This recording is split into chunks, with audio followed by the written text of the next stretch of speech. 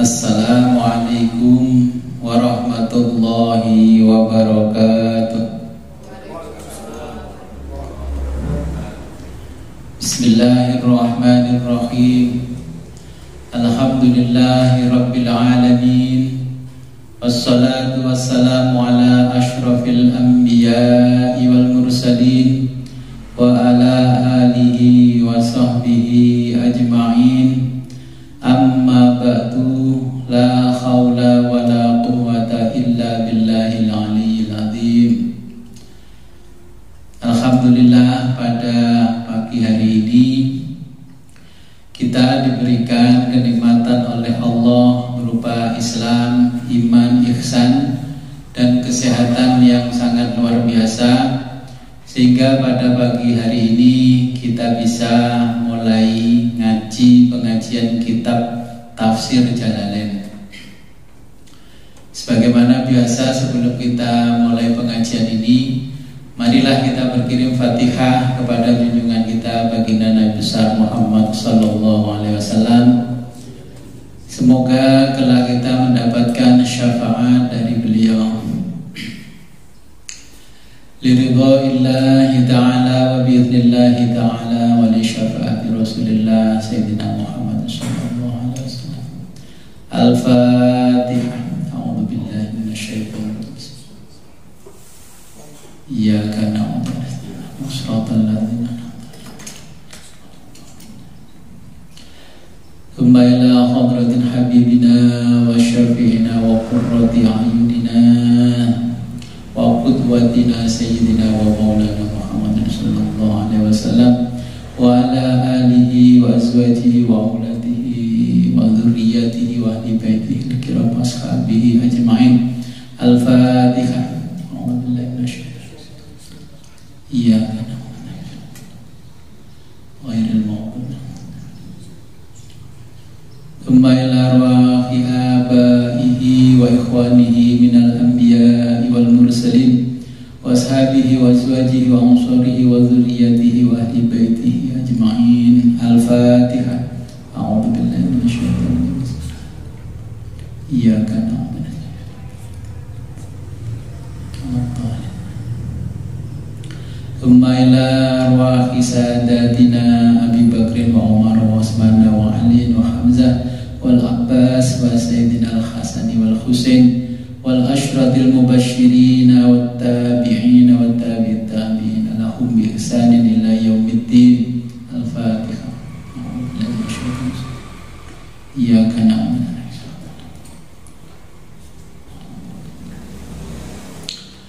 Thumma ila arwahi sayyidatina Fatimah al-Batul binti Sayyidil Mursalin wa sayyidatina Khadijatul Kubra wa Aisyah ar-Ridha.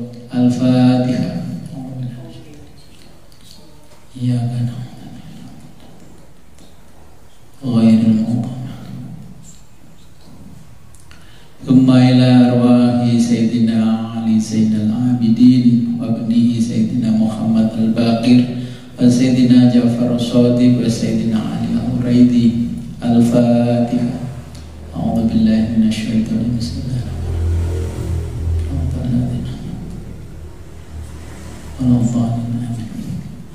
Thumma ila arwahi Imam Jalaluddin Muhammad bin Ahmad bin Muhammad al-Mahalli wa Imam Jalaluddin Abdurrahman ibn Abi Bakar As-Suyuti muallif kitab Tafsir Jalalain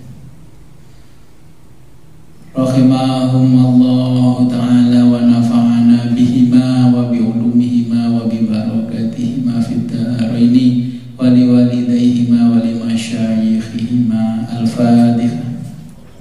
A'udzu billahi minasyaitonir rajim. Ya waladhdallin amin. Thumma ila arwahi syekhina al-kiram fi sanadit tafsir Jalalain. Al-Fatihah. A'udzu billahi minasyaitonir rajim. Walladzina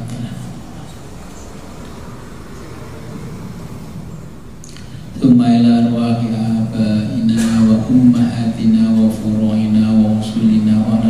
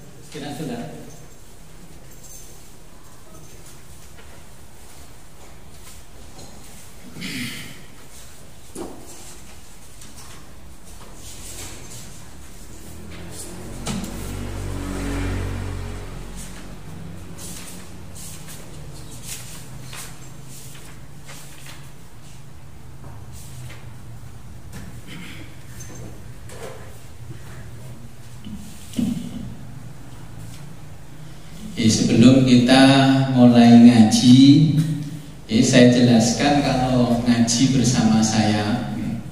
Ini saya tuliskan ringkasan sanad pengajian. Sanad itu bahasa Inggrisnya chain, bahasa Jawanya rantai. Jadi mata rantai yang sambung menyambung sampai rantai yang terakhir tidak putus, maka dalam bahasa Arabnya sanad. Sanadun, ini sanad. Jadi setiap ngaji dengan saya, bagi pemula saya jelaskan. Jadi materi yang kita kaji ini sanadnya bagaimana? Karena sanad itu di dalam ilmu agama sangat penting. Kita ngaji agama itu harus berdasarkan sumber yang murni, yakni Al-Quran dan Al-Hadis.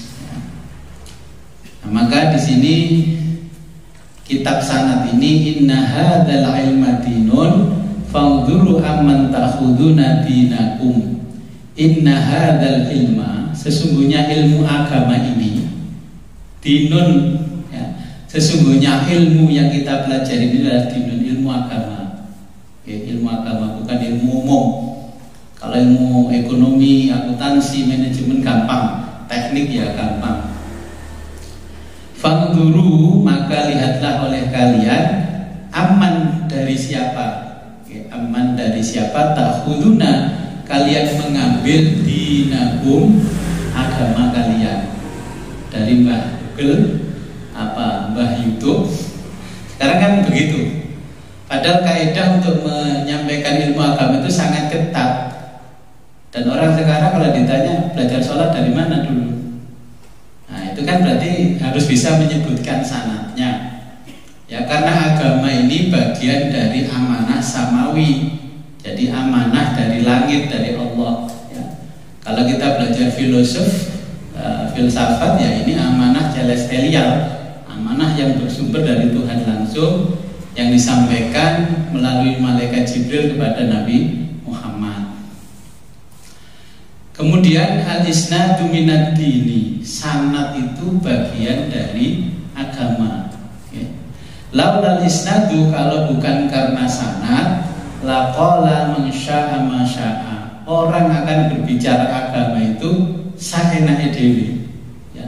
Orang bicara agama sesuka hatinya.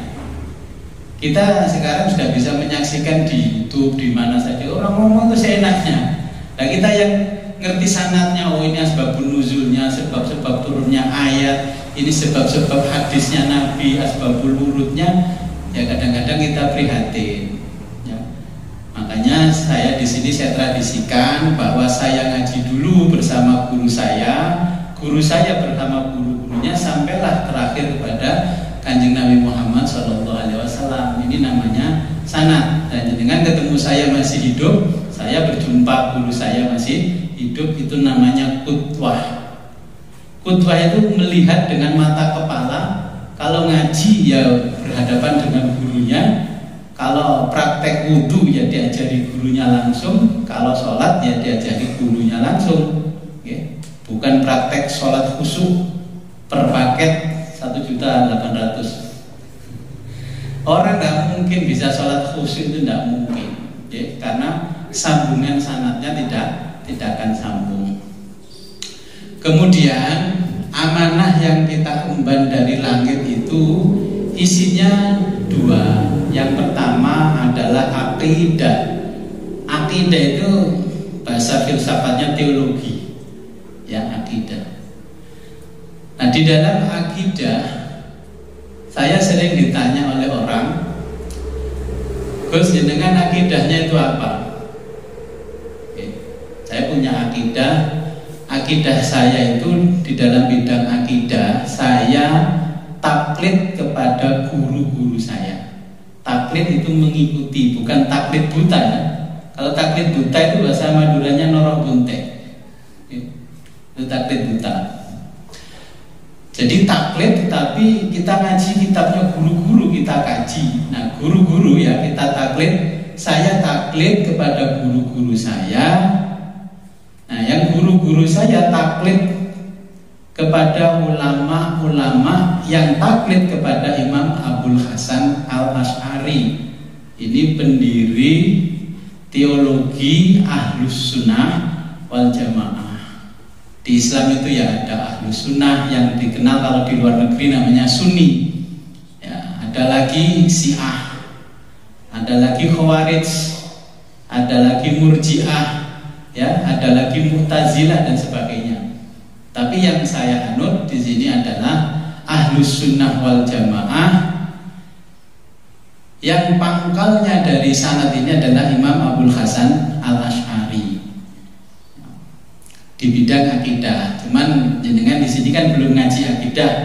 Ini baru mau ngaji. Amanah yang kedua adalah syariah. Syariah itu adalah hukum. Ya, hukum. Hukum ini saya juga di bidang syariah. Saya bertaklid kepada guru-guru saya yang bertaklid kepada ulama-ulama Ahlus Sunnah wal Jamaah, juga yang bertaklid kepada imam madhab, ya, imam madhab yang namanya Muhammad bin Idris Asy-Syafi'i. Ya, saya mengikuti guru-guru saya, yang guru saya mengikuti ulama yang bertaklid kepada Muhammad bin Idris Asy-Syafi'i yang terkenal dengan sebutan Imam Syafi'i. Nah, Ahlus Sunnah itu bagaimana? Ahlus Sunnah adalah orang yang memahami seluruh ajarannya Nabi, ya, dengan syarat sanadnya sambung. Kemudian dia memahami yang namanya Imam Madhab 4, ya, Imam Madhab 4, mulai Imam Abu Hanifah, Imam Malik, Imam Syafi'i, Imam Hambali. Kalau di kita Indonesia mayoritas Syafi'i. Kalau nanti jenengan ke Malaysia itu sebagian Hambali. Ya. Seperti di Brunei tidak semuanya juga Syafi'i. Nah, makanya nanti kita tahu, oh ini perbedaan cara pandang orang beribadah melalui madhabnya masing-masing. Madhab itu cara. Ya. Kita punya saudara yang tadinya orang tua itu jadi satu, orang tua kita, terus punya keluarga masing-masing, anaknya menikah, kan punya cara pandang mendidik anaknya. Oh ini melihat dari mana? Oh iya ini memang mbah saya ini, bapak saya ini, ya. Terus bapak saya cara pandang mendidik agama dulu didulukan, yang sini umum dulu karena sudut pandangnya berbeda. Inilah akhirnya berkembang menjadi madhab. Tetapi madhab itu tidak boleh putus mata rantainya sampai ke Nabi. Karena apa? Contohnya sholat, Nabi itu tidak memberikan penataran tentang bagaimana cara sholat. Nabi hanya mencontohkan seperti dulu sholat. Nabi mengatakan shollu kama ra'aitumuni usolli. Sholatlah kalian sebagaimana kalian melihat aku sholat. Tapi kenapa sekarang sholat kok berbeda-beda? Saya sering sholat itu di satu masjid di luar kota, kaki saya nggak merenggang, direnggangin lagi, saya tarik lagi, direnggangin lagi. Karena saya tidak berkhutbah dengan cara yang seperti itu.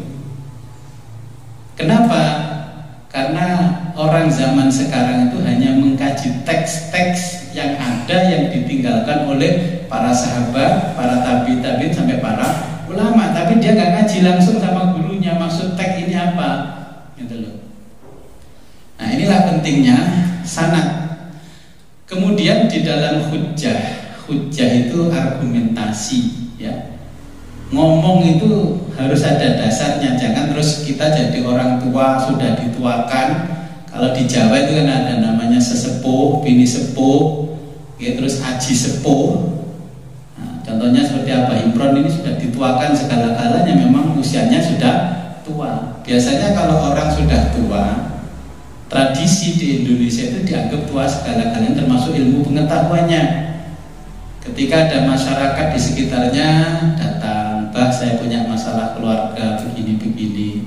Saya mohon diberi solusi, Bah, petunjuk panjenengan yang sudah banyak makan garam di laut, asam di gunung." Nah, terus akhirnya memberikan fatwa kecil tapi nggak ngerti kitabnya. Berarti kita sama dengan mendirikan madhab sendiri. Ya, kalau mau menyampaikan sesuatu tentang agama kepada orang lain, kita sampaikan. Kalau menurut kitab ini seperti ini, kitab ini seperti ini. Mungkin kalau lebih makro lagi, menurut Imam Syafi'i seperti ini, Imam Malik seperti ini, Imam Hanafi Hambali seperti ini. Dan saya pernah ngaji di Gusbit itu dijelaskan seperti ini. Monggo jenengan pilih solusi yang tepat untuk jenengan. Kalau yang jenengan sampaikan ternyata betul ila yaumil qiyamah dapat pahala, tapi ketika hanya berdasarkan analisis sendiri ternyata salah, ya dosa jariyah ila yaumil qiyamah. Ini yang kadang-kadang nggak dipahami orang ngaji seenaknya. Ya. Kadang-kadang kopas tetangga sebelah di share di grup. Ini kan penyakit zaman now. Ya. Contohnya sanad. Sanad itu ajaran yang kita terima ini dari Nabi. Ini awalnya dari Allah Azza wa Jalla. Turun kepada Nabi melalui malaikat Jibril, kurang lebih 26 tahun lamanya.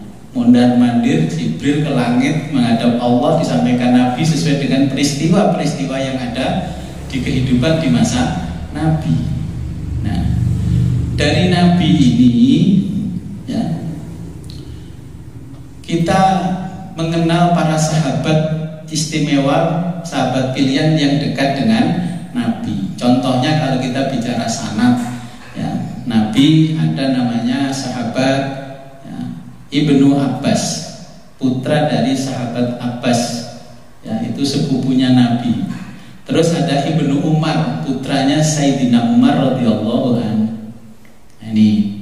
Nah, dari Ibnu Abbas ini turunlah ke Ikrimah, turunlah ke Imam Hanafi, Abu Hanifah, terus turunlah ke murid-muridnya menjadi ulama-ulama, terus diikuti, berkembanglah itu namanya madhab Hanafi. Ya. Terus ada lagi dari Ibnu Umar. Ibnu Umar ini turunlah ke yang namanya Nafi, Imam Nafi. Imam Nafi turun kepada Imam Malik. Nah, Imam Malik turun kepada Imam Syafi'i. Nah, Imam Syafi'i juga belajar kepada Imam Nafi. Imam Malik juga punya banyak pengikut yang banyak dan besar jadi ulama, maka jadilah di situ madhab Maliki. Ya. Berikutnya Imam Syafi'i. Imam Syafi'i juga muridnya Imam Malik. Terus berkembang banyak ulama-ulama cerdik pandai di situ. Akhirnya jadilah ini madhab Syafi'i yang saya ikuti. Imam Syafi'i juga punya murid Imam Ahmad bin Hambal. Ini juga berkembang jadilah madhab Hambali. Ya. Jadi mata rantainya semuanya sama. Dengan madhab Maliki pun kalau bersama saya ya sama. Cuma nanti ketemu titik sanadnya ada di sini. Ya, titik sanadnya ada di sini. Kalau orang tidak pernah ketemu titik sanadnya, berarti jangan-jangan sanad itu ujung sanadnya bukan Nabi tapi Jeffrey Hamper. Ya, Jeffrey Hamper. Kalau di Indonesia sanadnya nggak sambung pada Nabi, tapi sambung kepada Senuhul Khronya. Masih ingat sejarah SD SMP? Saya ingatkan sejarah ini sanad ya sampai ke Indonesia. Indonesia dulu dijajah Belanda kurang lebih kan 350 tahun lamanya. Nah, di situ terjadilah perang Diponegoro. Mulai tahun berapa? 1825 sampai 1830. Perang Diponegoro itu sebenarnya Belanda itu sudah bangkrut, mau kolab mau pulang kampung. Karena Belanda ini cerdik juga. Akhirnya Belanda itu mengundanglah kaum orientalis yang dipimpin oleh namanya Senuhul Khronya. Pernah dengar gak cerita itu? Pas sejarah bolos ya. Pas ngantuk, pas mencret. Di situ ada orang-orang orientalis yang dipimpin oleh Senuhul Khronya. Senuhul Khronya ditanya oleh Gubernur Hindia Belanda, bagaimana saya ini sudah bangkrut menghadapi orang-orang pribumi. Nah, kata orang-orang orientalis, gampang. Kalian itu jangan terlalu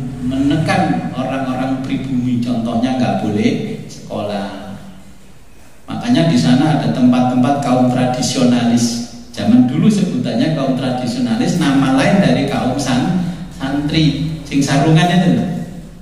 Nah, makanya akhirnya pada waktu itu politik Belanda, orang pribumi itu harus diberi kesempatan sekolah.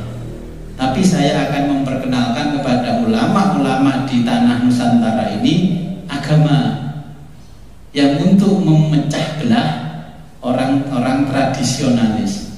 Senogol kronya itu hafal Al-Quran bolak-balik, dibolak-balik, dan ini diuji oleh ulama-ulama zaman dulu hafal. Hadis Sahih Bukhari begini hafal.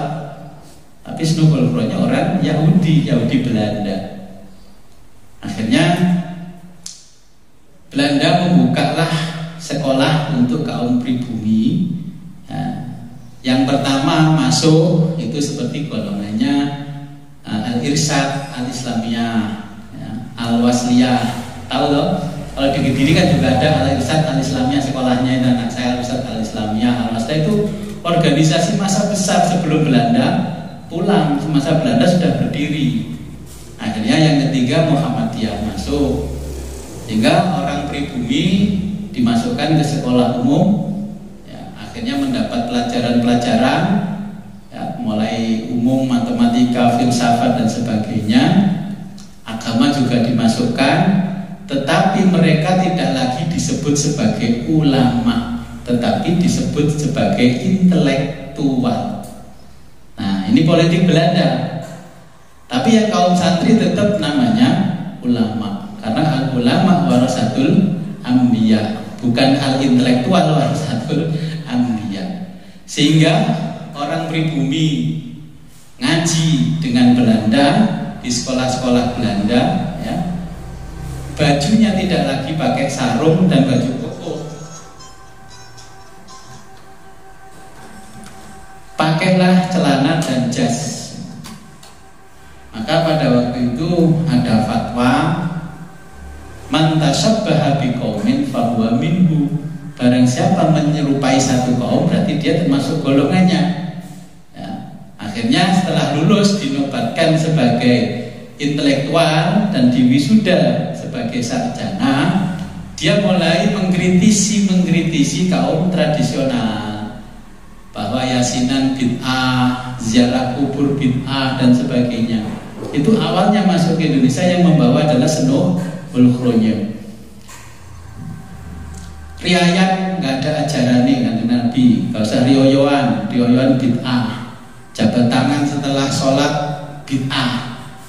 Kemari sholat ngising lho rapopo, habis sholat ya kan apalagi jabat tangan. Cium-cium Quran habis baca Quran nggak ada ajarannya, bid'ah. Nah, sampai sekarang itu masih ada. Ini makanya kalau kita bicara sanad ya seperti itu. Akhirnya kaum tradisionalis ini kupingnya mulai panas. Wah, kalau begitu untuk menangkal kita harus bersatu. Pergilah ke Surabaya, ya. Di Bubutan sana, masih bukan Bubutan sekarang ya, jalannya tetap. Saya pernah menghadiri tempat kumpulnya para santri di zaman itu, di sana. Terus Syekhona Khalil Bangkalan dawuh kemasen kalau acara tahlilan ben ora konangan londo. Nah, disitulah cikal bakal kaum santri mendirikan organisasi yang sanadnya sambung menyambung kepada Wali Songo sampai kepada Nabi. Wadah itu namanya Nahdlatul Ulama. Nah, itu sejarahnya. Nah, kacaunya apa? Politik Belanda sampai sekarang masih kita rasakan nyakot. Sehingga kadung Muhammadiyah itu nyerangin nang NU kebacut, ya, yang kadung ini nyerangnya ke sini kebacut, dibacut semuanya. Padahal itu politik Belanda untuk memecah belah yang namanya divided impera. Nah, kalau itu kan masih ingat loh, itu politik Belanda. Tapi yang menciptakan politik ini tidak ingat. Namanya Senogol Kronya, ini orang-orang orientalis. Kita bicara Al-Quran. Ya, sebelum mempelajari tafsirnya kita bicara Al-Quran. Al-Quran ini dipandang sebagai kitabullah dan sebagai kalamullah. Jadi kita memandang Al-Quran, katakanlah ini Quran, ya, ini sebagai kalamullah apa sebagai kitabullah. Kalau Quran kita pandang sebagai kalamullah, berarti isinya adalah kalamul dzati, kalam zatnya Allah. Nah, ini berarti sifatnya adalah Qur'aniyah. Ini jamaiyah, artinya pemadatan.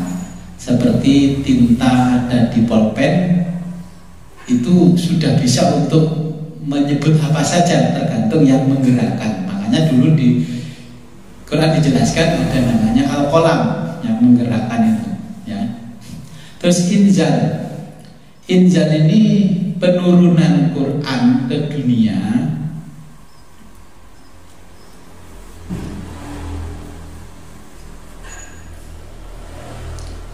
Jadi ada tanzil, ada inzal. Nah, dengan kalau di sini inzal, ini penurunan Al-Quran oleh Allah, ya, dari langit ke dunia ini secara sekaligus, seperti jenengan download di internet, terus sekaligus, ya. Ini inzal namanya. Jadi nanti dapat flash disk langsung semua sudah dikirim situ, ya, atau diletakkan di media apa. Ini namanya inzal sekaligus. Nah, kalau dipandang Al-Quran sebagai kitabullah, yang kedua adalah ba'id, jauh, ya, jauh. Al-Quran itu jauh. Ketiga, Quran kalau dipandang sebagai kalamullah, ini adalah hudan lil muttaqin, petunjuk bagi orang-orang yang bertakwa. Cahayanya arif muttaqin, ya. Makanya nggak salah bahasanya arif muttaqin, orang yang betul-betul memahami ketakwaannya.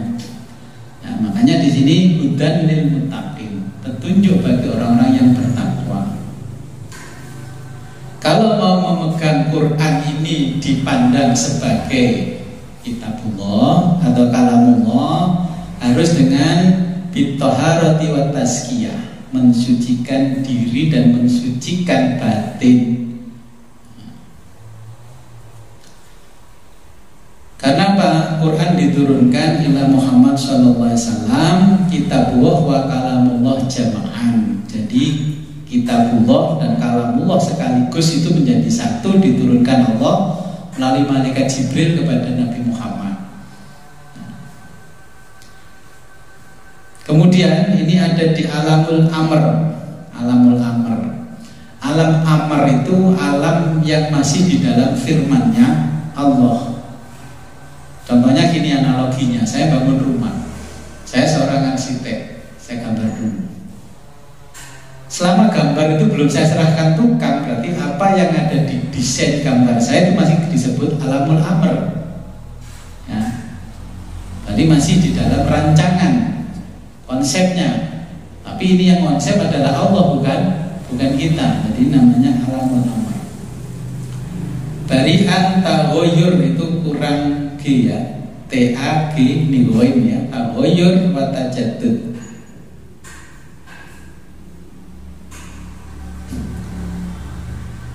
Nah, tahoyur itu hoyur berubah menjadi makna yang lebih baru, pembaruan, ya. Dari syariat mulai zaman Nabi Adam sampai zaman Nabi Muhammad oleh Allah selalu diperbarui. Ghairu qabil linnas wa tabdil. Jadi tidak menerima nasah dan pergantian. Kalau sudah diturunkan, ya sudah, itu nggak boleh dotadik. Makanya orang yang mempalsu Al-Quran kan dikurangi satu huruf, akhirnya bunyinya berbeda, akhirnya maknanya pun juga berbeda. Yang ketujuh basit. Basit itu sedang. Terus turunan kalamullah ini menjadi kitabullah. Turunannya akhirnya jadilah kitab yang dijilid. Dulu Al-Quran itu nggak seperti ini. Di zaman Nabi itu ditulis tanpa titik koma, tanpa harokat, syakal, itu nggak ada. Akhirnya para sahabat berpikir, karena banyak orang non-Arab yang tertarik memeluk agama Islam dan ingin mempelajari Al-Quran. Akhirnya oleh sahabat Ali dan sahabat yang lain, Utsman, makanya di situ disempurnakanlah huruf-huruf Arab menjadi alif ba ta sa jim itu. Nah, akhirnya diberi syakal. Nah, Sehingga orang-orang akan disempurnakan lagi, sempurna lagi, ada tanda bacanya, titik koma, berhenti, karena kok nggak berhenti.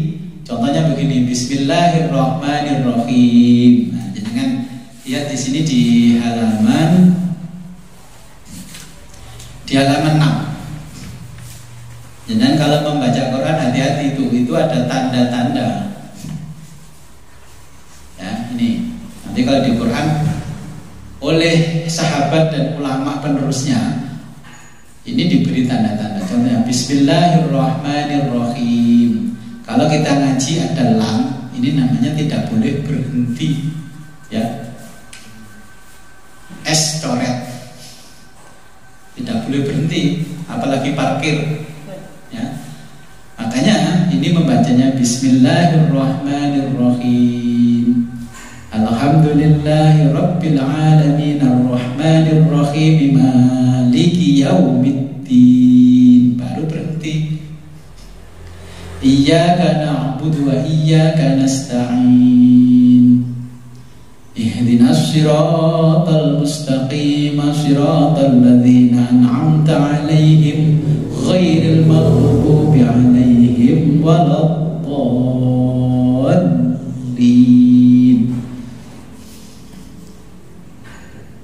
Peringatan titik, pemerintah merokok dapat merugikan kesehatan. Dengan kalau sembarangan wakaf ya begitu. Padahal maksudnya peringatan pemerintah merokok dapat merugikan kesehatan. Tapi karena cara wakafnya berbeda, peringatan pemerintah merokok dapat merugikan kesehatan. Konsumen bilang begini, yang merugikan pemerintah bukan saya. Itu gara-gara salah wakaf berhenti. Ya. Bahasa Indonesia pun juga sama. Maka nanti kita akan jelaskan bagaimana membacanya, terus bagaimana imam-imam itu membaca mengikuti Nabi. Ya. Tapi sekarang saya jelaskan tafsirnya dulu, qiraahnya belakangan. Kemudian Al-Quran dipandang sebagai kitabullah. Kalau dipandang sebagai kitabullah ini adalah furqaniyah.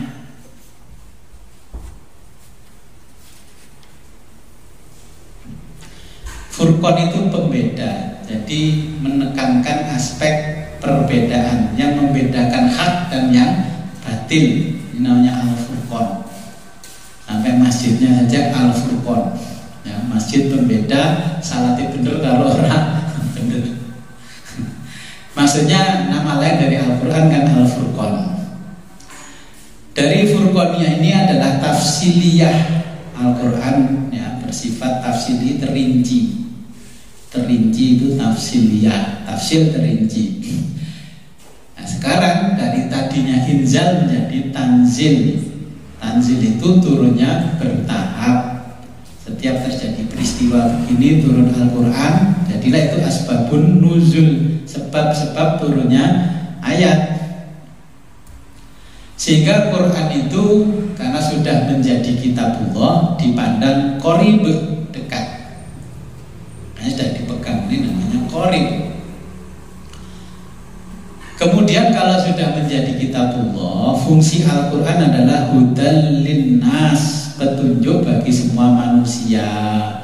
Makanya Pak Ahok pun boleh baca Quran. Kenapa kalau dipidana? Wong ini hudal linnas. Ini kalau bukan karena Al-Quran dulu memang Nabi ketika diangkat jadi Nabi, Quran diturunkan, orang Arab semua sudah Islam kan? Ya belum. Sayyidina Umar bin Khattab itu bagaimana marahnya dengan Nabi ketika adiknya pulang membaca salah satu surat dari Al-Quran. Dia merenung, loh, kalau ayatnya seperti ini bukan buatan manusia ini, ayat-ayatnya indah, kata-katanya seperti ini. Kalau orang Arab bisa merasakan keindahannya karena kita bukan orang Arab. Barulah mereka mempelajari itu. Akhirnya mereka setelah bisa membaca Al-Quran dan sebagainya, akhirnya mereka barulah memeluk agama Islam. Makanya ini tujuannya hudal linnas. Silakan siapa saja boleh membaca, ya kan? Tapi jangan menafsirkan karena nggak pernah belajar tafsir. Nah, kejadian jadi membaca Quran jadi pidana kan karena nggak pernah mentafsirkan sendiri, akhirnya menista. Kalau saya sebenarnya, kalau sudut pandang saya begitu itu nggak menista, ya biasa kan pejabat, akhirnya kan ya politik itu. Ya, karena kalau dipandang kita siapa aja boleh kok memahami sepaham-pahamnya dia sendiri boleh. Yang salah itu kan setelah membaca dia nggak tahu maknanya, nggak bertanya kepada ahlinya.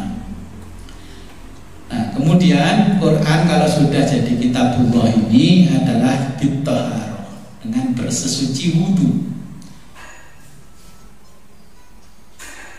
Makanya jangan lihat di Quran itu kan ada tulisan la yamassuhu illal mutahharun, dilarang menyentuh, la yamassu dilarang menyentuh hanya Quran illal mutahharun, kecuali orang-orang yang bersuci. Ini pun juga ditafsirkan berbeda oleh ulama. Yang dimaksud la yamassuhu, kata ganti kembalinya ke Al-Quran, itu Al-Quran yang masih di Lauh Mahfuz. Illal mutahharun, kecuali orang-orang yang disucikan, berarti golongan malaikat. Kalau sudah Quran cetakan berkali-kali ya nggak apa-apa, nggak wudu. Tetapi kita mengikuti madhabnya Syafi'i, tetap harus wudu ketika memegang Al-Quran, karena ini masih bisa dipandang kitabullah ya, karena sekaligus turunnya kepada Nabi, antara kitabullah dan kalamullah itu sekaligus. Kemudian ila sairil anbiya, kitab-kitabnya Allah itu diturunkan kepada semua nabi ya, Al-Quran ini kepada Nabi Muhammad. Kemudian tadi dari alamul amr bergeser menjadi alamul kholqi, alam yang sudah tampak. Kalau jenengan kenalnya kan kauniyah, ayat kauniyah. Ayat kauniyah itu ya ayat semesta, semestanya bisa kita lihat. Ini tadinya bangunan masih di alamul amr, jenengan nggak bisa tahu. Ketika sudah dibangun Pak Tukang jadi begini, oh saya baru tahu maksudnya Gus Wid bangun itu untuk ini. Jenengan baru tahu maksudnya Allah setelah kejadian. Ketika jenengan ketinggalan bis mau pergi ke mana ya ngamuk-ngamuk, dicegat-cegat atau gak gelem. Nah, jenengan baru bersyukur itu setelah lihat di Google kecelakaan bis di pintu tol. Alhamdulillah aku tadi gak jadinya ini. Ya kan? Iya, berarti itu namanya hikmah.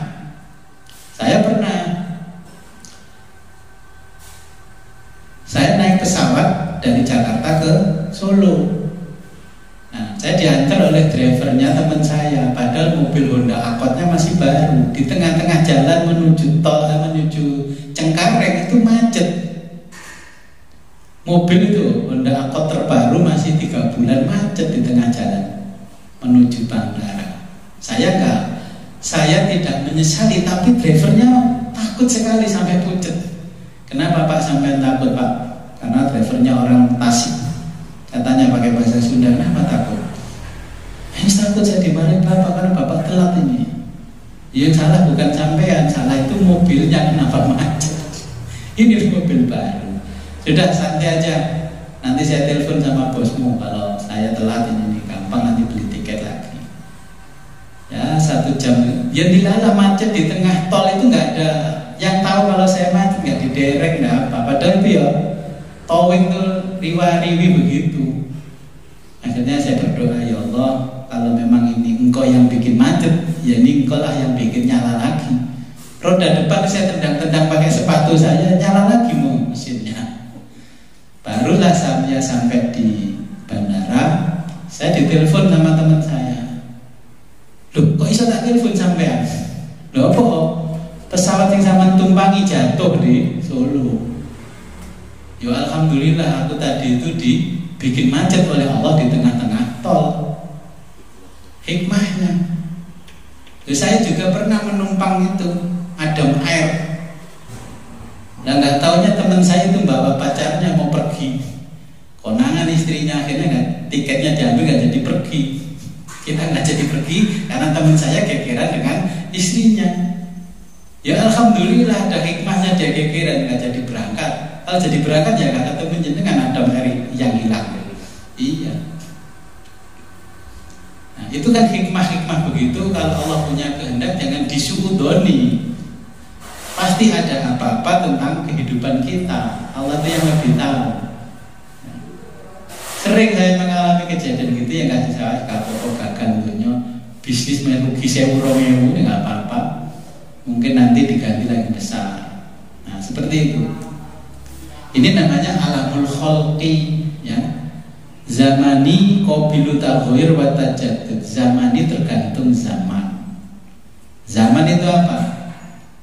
Zaman di dalamnya itu ada waktu. Waktu itu kalau filosof menyebutnya waktu yang natural, ya, natural dan artifisial. Kalau waktu yang natural itu di Quran disebutkan azali, yang permulaan dan akhirnya yang tahu hanya Allah saja. Itu waktu yang azali, natural. Kalau yang artifisial itu waktu yang diciptakan oleh manusia berdasarkan kesepakatan. Kalau sehari semalam 24 jam itu kesepakatan. Kalau 1 menit itu 60 detik namanya kesepakatan, ya. Jadi ini arti yang waktu yang artifisial. Makanya ini namanya zamani taghayyur wa tajaddud, sering berubah. Waktu kita, umur kita ini adalah natural, alami, diberikan oleh Allah. Jenengan olahraga, berimajinasi sehat, wayai mati tetap mati karena azali. Orang berolahraga sebenarnya kan berimajinasi sehat. Contohnya HP saja, biarkanlah HP itu nyala, nggak usah dimatiin. Waktunya HP-nya baterainya habis ya habis, langsung blank. Ya seperti usia kita. Makanya saya pernah bertanya sama dokter, Pak dokter, sebaiknya jantung saya ini saya forsir apa saya hemat? Jenengan gimana? Jantung diforsir apa dihemat? Ya harusnya dihemat. Nah, kalau dihemat ngapain jenengan nyuruh saya olahraga? Kan gak perlu olahraga. Orang dulu itu gak olahraga, gak fitness, umurnya 150 tahun, ya.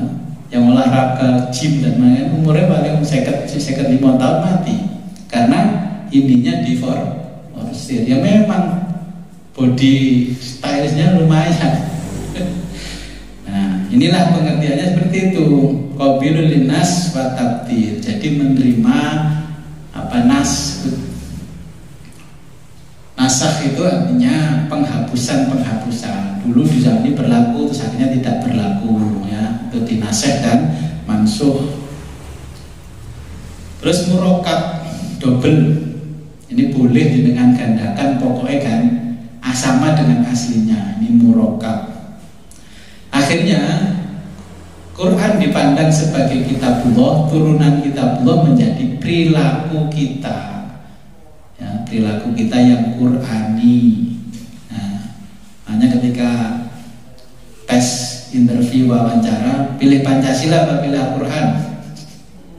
Nah, bayangkan itu gak sulit. Itu sebenarnya ya gak masuk kategori interview. Itu sudah dogma akhirnya. Ya, kalau kita muslimnya benar-benar ya pilih Al-Quran, walaupun gak jadi pegawai KPK, gitu. Nah, makanya itu harus dikritisi yang bikin pertanyaan-pertanyaan interview itu. Dibedakan dengan pertanyaan yang kitabullah atau kalamullah.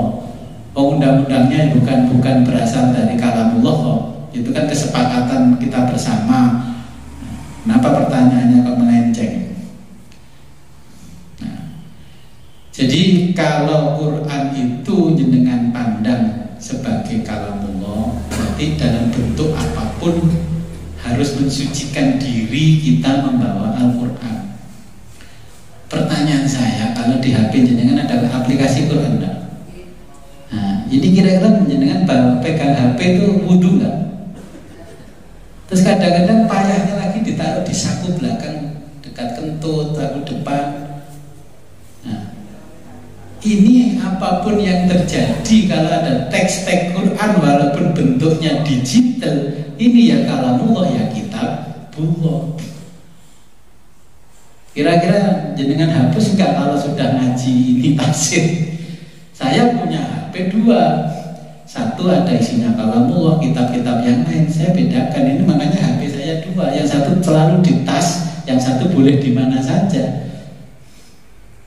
Setelah ngaji ya harus punya HP 2. Satu karena ada kalamullah. Kalau nggak mau ribet ya dihapus saja aplikasinya kalamullah itu. Berarti pengertiannya kalau Quran itu dipandang kalamullah dan kitabullah, berarti kita memegangnya pun harus bersesuci. Oh, keramat banget Pak, ini HP sampean Pak. Yo keramat, ini ada kalamullah di sini. Nah, ya kan? Saya nggak berani bilang di publik di sembarang tempat kalau belum ngaji. Tapi setelah ngaji, kalau ini ada kalamullah, ya kalau ya jangan ditaruh di sembarangan, minimal di depan sini. Karena ini ada Quran, apalagi ada aplikasi hadis macam-macam. Lengkap. Dawuh-dawuh Nabi di situ, semua di situ. Tapi naruhnya di saku belakang, saku depan. Jadi kena kentut, kena sembarang kalir ya. Nah inilah sebelum ngaji Quran, ya saya jelaskan dulu. Jangan memandang Al-Quran itu hanya buku biasa, apa kitabullah. This is the book only, ya. Apa Holy Quran? Kalau Holy Quran, apapun bentuknya, walaupun digital ya tetap Al-Quran. Ya tetap ini kalamullah, ini dawuh-dawuhnya ucapan Allah nih. Ya. Ini juga ada kitabullah yang bisa dibaca semua. Kemarin mungkin sebelum ngaji nggak apa-apa, karena belum ngerti perbedaan antara kalamullah dan kitabullah. Parah lagi, aplikasi Quran di sebelahnya ada aplikasi yang VPN yang nyambung ke film sur.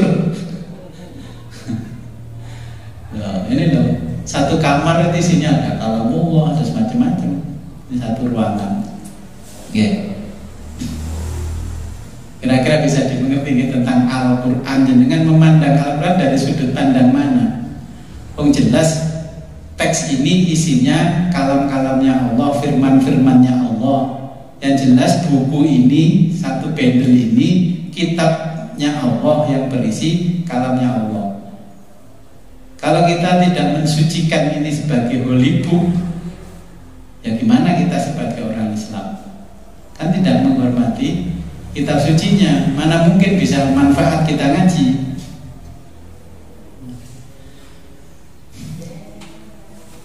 Sampai di sini kira-kira oke. Kemudian yang halaman 2 itu kandungan Al-Quran. Di dalamnya itu ada apa sih Al-Quran itu? Kok sampai disucikan? Yang pertama ibarah, pelajaran. Ya, ibarah. Untuk orang awam, pokoknya ge moco, ge menenangkan hati, wis cukup lah itu orang awam, namanya ibarah. Gak ngerti maknanya gak masalah, pokoknya bacaannya bener. Yang konyol itu sekarang kan baru belajar Iqra, lulus Iqra level 7 terus mulai ngaji. Tetangganya Pak Pri, tetangganya Bu Titi itu banyak baru lulus level pensiun mulai ngaji nang masjid. Akhirnya anak-anak itu pujian di masjid apa? Li khamsatun utfi biha harol wabail hatima. Wah, tanggone Pak Pri lek ngaji ngene. Masjidnya itu.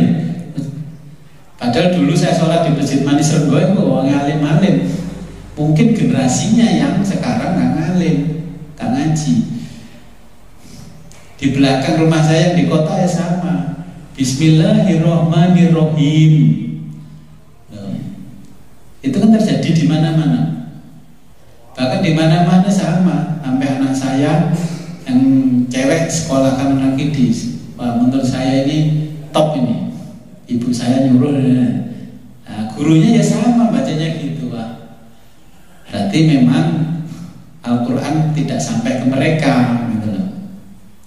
Gak memahami kandungannya. Yang pertama ibarah, yang kedua isyarah. Isyarah itu simbol-simbol, ya, simbolis. Isyarat bahasa Indonesianya isyarat, bahasa Inggrisnya simbol. Ini simbol untuk orang-orang khawas, khusus VVIP, orang VIP. Ya, jadi khawas itu namanya VIP, very important, pesan di hadapan Allah. Ya, wali-walinya Allah itu orang yang sudah kasar. Terus ini latoif sifatnya sangat rahasia. Latoif itu rahasia di dalam kalbu. Ini untuk para walinya Allah. Ini latoif. Orang bisa mendengarkan apa yang jenengan bicarakan dalam hati. Ini berarti sudah mengalami kondisi namanya latoif. Ya. Kemudian hakoik, hakiki, ya, hak sejati, bahasa Jawanya sejati. Maka ini untuk para nabi. Nabi mengetahui segala-galanya, okay? Anak hakoik. Kalau kita nanti mempelajari Quran, ilmu kenabian bisa kita pelajari, ilmu kewalian juga bisa kita pelajari. Yang tidak bisa kita minta kepada Allah kan derajat nabi dan derajat wali. Ya nanti terserah Allah mau ngasih apa enggak. Itu. Jangan bertanya ke Pak Rektor, Pak Rektor kalau saya kuliah di UNER, sampai menjamin saya sukses enggak? Kan nggak begitu. Nah, sekolahnya aja teknik perkulitan, jadi nguliti wong nasabah dia. Lah sama, orang itu belum tentu. Makanya di sini hakoek yang tahu itu adalah Nabi. Maka setiap apa yang disampaikan Nabi di dalam hadisnya, Nabi itu kan tidak ngawur. Apa yang disampaikan itu bukan berdasarkan nafsu, ya, bukan berdasarkan instingnya, bukan. Sama itu berdasarkan wahyu. Nah, selain dari Al-Quran, maka ada ayat-ayatnya Allah, dawuhnya Allah yang tidak ditulis di Al-Quran, tapi yang mengucapkan adalah Kanjeng Nabi. Namanya hadis qudsi. Ya, kalau ada hadis qudsi itu adalah ucapan atau firmannya Allah yang menyampaikan Nabi, tapi tidak ditulis di dalam Al-Quran. Jadi itu namanya hadis qudsi. Banyak sekali hadis qudsi. Kadang orang baca hadis qudsi bukan hadis qudsi, katanya hadis biasa. Wah, parah, ngomong nggak tahu ngaji. Quran ini apa sih fungsinya Quran? Al-Quran itu diturunkan oleh Allah ke muka bumi atau ke dunia ini untuk kembali menjemput manusia supaya kembali kepada Allah dalam keadaan suci dan bersih. Oke. Karena Mbah Adam salah sedikit saja diturunkan ke dunia. Kita yang salahnya banyak terus mimpi ingin masuk surga, kira-kira pantas enggak? Kita hitung aja nakal dari SMP sampai kuliah lulus. Terus minta, ya Allah, Allahumma ajirna minan nar, ya Allah jauhkanlah aku dari neraka. Allahumma inni as'aluka ridhoka wal jannah, ya Allah aku minta kepadamu ridhomu dan surgamu. Makanya kadang-kadang ya bingung kalau kita sudah ngaji. Gak apa-apa, karena tadi itu orang awam berdoa, berimajinasi seperti itu kan ya nggak apa-apa. Tapi kalau sudah paham, pantas nggak Mbah Adam salah satu aja saksrit sudah turun ke bumi. Kita anaknya yang banyak salah terus mimpi masuk surga. Qurannya gak paham mimpi masuk surga.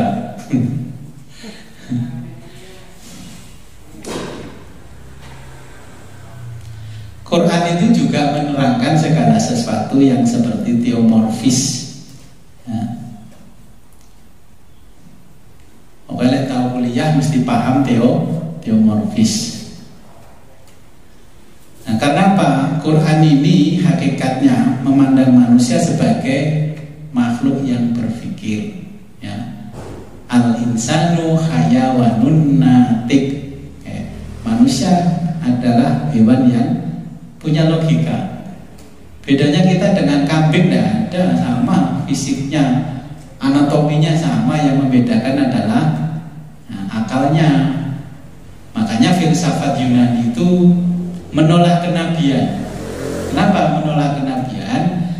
Karena menganggap manusia itu sudah diberikan akal oleh Tuhan. Jadi Ini tidak perlu nabi karena sudah bisa membedakan mana yang baik, mana yang buruk, dan mana yang benar, mana yang salah. Tetapi juga nggak bisa, karena apa? Kita tahu baik dan buruknya itu juga ada yang memberitahu. Akal kita nggak tahu kalau nggak ada yang beritahu. Makanya akhirnya kita berpikir secara transenden. Orang berpikir tentang hal-hal yang melampaui batas, tapi bukan mistis ya. Dengan bicara surga neraka itu sudah melampaui batas. Makanya nggak salah ada seorang tokoh ngomong, orang-orang yang memiliki ideologi tertutup, dia bicara hari nanti yang toh dirinya sendiri juga tidak tahu. Itu karena sudah transenden, melampaui batas, tidak perlu dijawab di muka umum, tidak perlu dibahas di muka umum. Itu kalau S3 kan spesialis ya, bicara filsafat nanti spesialis. Bukan seperti itu, bukan untuk pidato publik, apalagi kenegaraan gitu.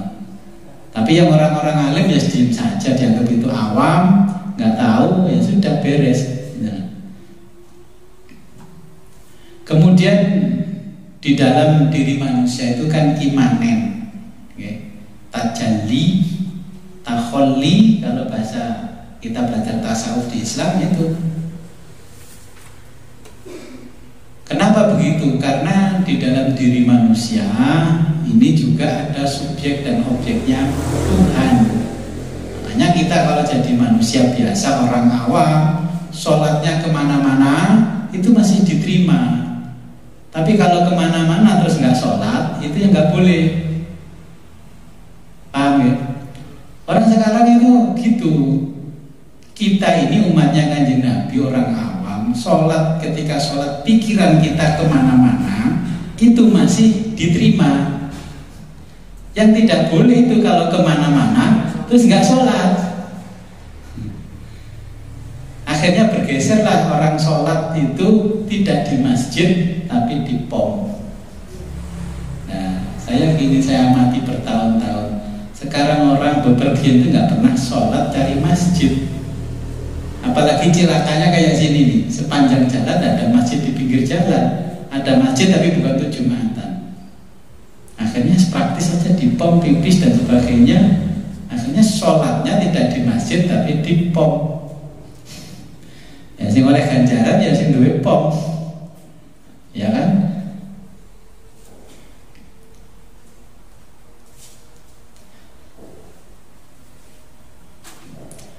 Terus perbandingannya ini, metodologi yang kita nanti pelajari dari Al-Quran di halaman 3. Ini khusuli sama huduri. Ini saya tulis ejaannya seperti orang dulu, tidak seperti ejaan zaman sekarang.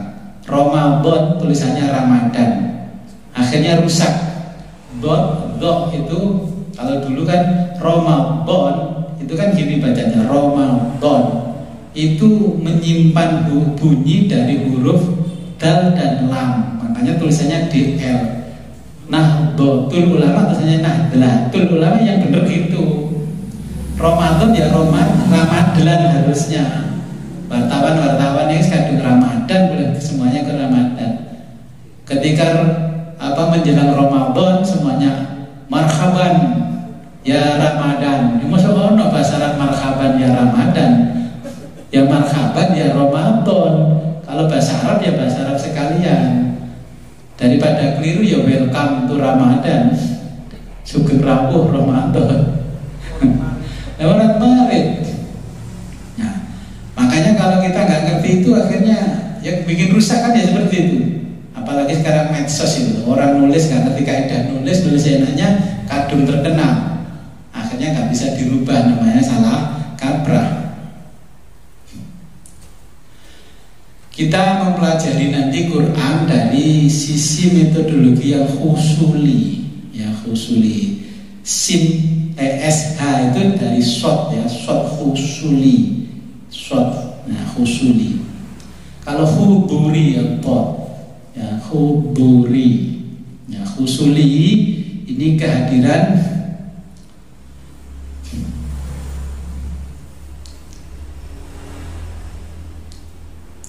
Jadi kehadiran Quran ini bisa diketahui siapa saja. Ya, jenengan bisa membaca, oh ini Quran, ini teksnya. Lu kok nulis ini? Nah, sama butuh paham rosem cara menulis Al-Quran. Kayak kita bikin surat itu loh, surat dinas, nota dinas, enggak. Orang yang nggak paham kan ya nggak tahu meletakkan paragrafnya, meletakkan ininya. Nah itu metode itu juga, korespondensi saja ada metodenya. Allah menurunkan Quran itu ada metodenya juga. Nah, ketika kita membaca Al-Quran kan ada pertanyaan, tuh, ini yang turun pertama, surat ini kan Al-Alaq. Kenapa yang pertama di Quran itu Al-Fatihah? Ya kan? Quran ketika ditulis di masa Nabi masih hidup, kalau berdasarkan asbabun nuzul, sebab-sebab turunnya Al-Quran, maka Al-Alaq lah yang pertama. Kalau asbabul wurudnya ini, tartibul ayahnya, memang pertama adalah surat Fatihah. Makanya setelah disusun oleh Nabi, ternyata dari Fatihah Al-Baqarah itu ibarat tesis atau disertasi ini nyambung. Ini walaupun turunnya berbeda-beda cara, beda waktu, ternyata disusun oleh Nabi itu atas petunjuk malaikat Jibril juga. Ini urutannya nanti biar menjadi kitabullah. Dari ayat ini berhenti ke ayat yang lain itu nyambung sampai terakhir An-Nas. Ya, kalau berdasarkan asbabun nuzul memang yang pertama adalah surat Al-Alaq. Nanti kalau ditanya anak cucu, Mbah, gimana Quran turunnya Al-Alaq dulu kok di sini ditulis Fatihah dulu? Nah, kelihatannya kan sepele. Yang boleh iskokononis ngono balik. Dari sananya sudah begitu. Berarti baik gak ngalim ya, mereka pinter gak smart. Ngalim bahasa Inggrisnya gak smart. Sehingga husuli itu bisa dilihat dari knowledge by correspondent. Ya, ditulis di apa orangnya dipaham. Alim dan maklum ini jadi berjarak. Ya, makanya kembali ke Al-Quran dari kalamullah dan kitabullah. Jadi karena ba'id, kalamullah itu dipandang ba'id,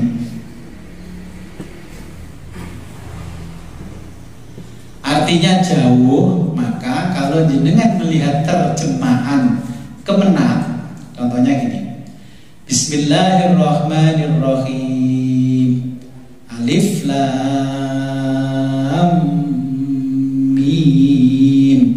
Dzalikal kitabu la raiba fi, dzalika utawi iku kitabu kitab, dzalika itu kitab, ya. La raiba tidak ada keraguan fihi di dalamnya. Tetapi di terjemahan itu bukan itu kitab, tapi ini kitab. Kok gak sama Pak? Gak salah tak terjemahannya? Ya enggak, karena ini sudah menjadi kitabullah. Jarak dengan kita ini sudah qorib, dekat. Maka terjemah dzalika itu bergeser ayhadza. Nanti kalau belajar tafsir menjadi ayhadza, menjadi ini artinya. Ya. Baca terjemahan itu dan menerjemahkan butuh metodologi. Kalau nggak ngerti metodologinya ya diterjemah apa adanya akhirnya.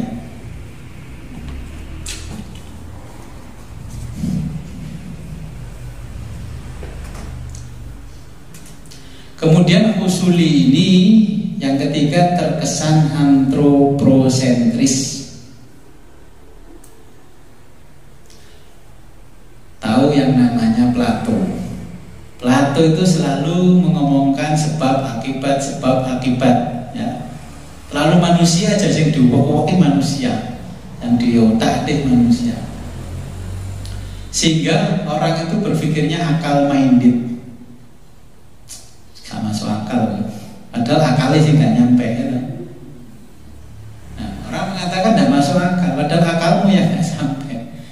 Dulu ketika nenek moyang kita Joyoboyo mengatakan gini, engko yen wis akeh, ya toh, wis akeh rayap besi sapa dalan, tanah Jawa kalungan besi, bakalan akeh wong edan turun dalan nyekeli besi.